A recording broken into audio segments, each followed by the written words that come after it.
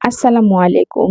ঘুম থেকে উঠেই সবার আবদার মেনে নিয়ে কাজ করাটাই হচ্ছে সংসার জীবনে মেয়েদের প্রধান কাজ। আর এই তো সকালবেলা ঘুম থেকে উঠে যা রান্না করব তাই রেডি করে নিলাম। আর আমার ছেলে তো খাওয়ার জন্য রেডি হয়ে আছে। তাই ছেলের পছন্দের রান্নাটাই সকাল করে নিব। তার জন্য এখানে জাস্ট ১ কাপ চাল নিয়ে নিলাম, পোলাওয়ের চাল। আর চালটা এখন ধুয়ে ভিজিয়ে রাখবো। পাশাপাশি মুরগির মাংসগুলো বের করে রেখেছি, এগুলোকেও ধুয়ে নিতে হবে।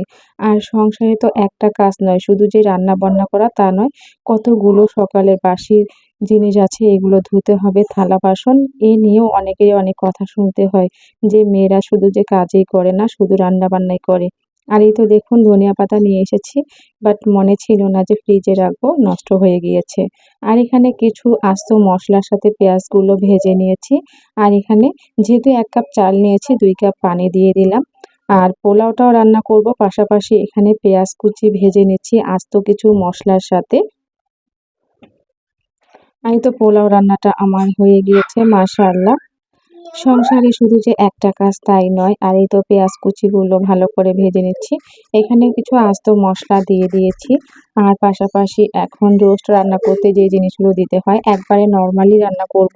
যেহেতু বাচ্চা খাবে তার জন্য সবকিছু একটু কম পরিমাণেই থাকবে।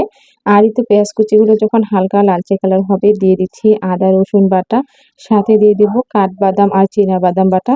আমি একসাথেই অনেকগুলো ব্লেন্ড করে রেখে দিয়েছি। রোস্টের মধ্যে বাদাম বাটাটা দিলে মাশাআল্লাহ খেতে অনেক ভালো লাগে। আর আমি রান্নাটা করতেছি সরিষার তেলে, যেহেতু বাচ্চার জন্যই করব, তার জন্য ঝালের পরিমাণটা একটু কম রেখেছি। আর এই তো মরিচের গুঁড়া, জিরার গুঁড়া, ধনিয়ার গুঁড়া, সাথে গরম মসলার গুঁড়া দিয়ে দিলাম। আর আমি যে স্পেশাল গরম মসলাটা বানিয়েছি সেটা অলরেডি আমার পেজে দেওয়া আছে। আর পেজে দেওয়া আছে, আপনারা দেখে নিবেন। আর এই মসলাটা আপনারা রোস্ট, বিরিয়ানি যেকোনো ধরনের রান্নায় ব্যবহার করতে পারবেন। আর এই তো চিকেনের অংশগুলো দিয়ে এখন ক্রমান্বয়ে একটু কষিয়ে নিব। রোস্ট রান্নার ক্ষেত্রে যদি একটু কষিয়ে নেওয়া যায় তাহলে খেতে ভালোই লাগে। আমি এখানে মুরগির মাংসগুলো আগে ভেজে নিইনি, কারণ ভেজে নিলে একটু হার্ড হয়ে যায়। আমার ছেলে ভালো করে চেবাতে পারে না, তার জন্য আজকে ভেজে নিইনি। আর এখানে দিয়ে দিচ্ছি ১ কাপ পরিমাণ গরুর দুধ, দিয়ে একটু পানি দিয়ে ভালো করে সেদ্ধ করে নেব। আর সেদ্ধ হয়ে গেলে একটু কষিয়ে নিলেই কিন্তু রান্নাটা কমপ্লিট হয়ে যাবে।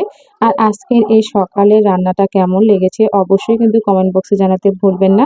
আর যেহেতু পোলাও রান্না করেছি, একটু মিষ্টি রোস্ট হলে আমার ছেলে খুব তৃপ্তি সহকারে খেয়ে নেবে।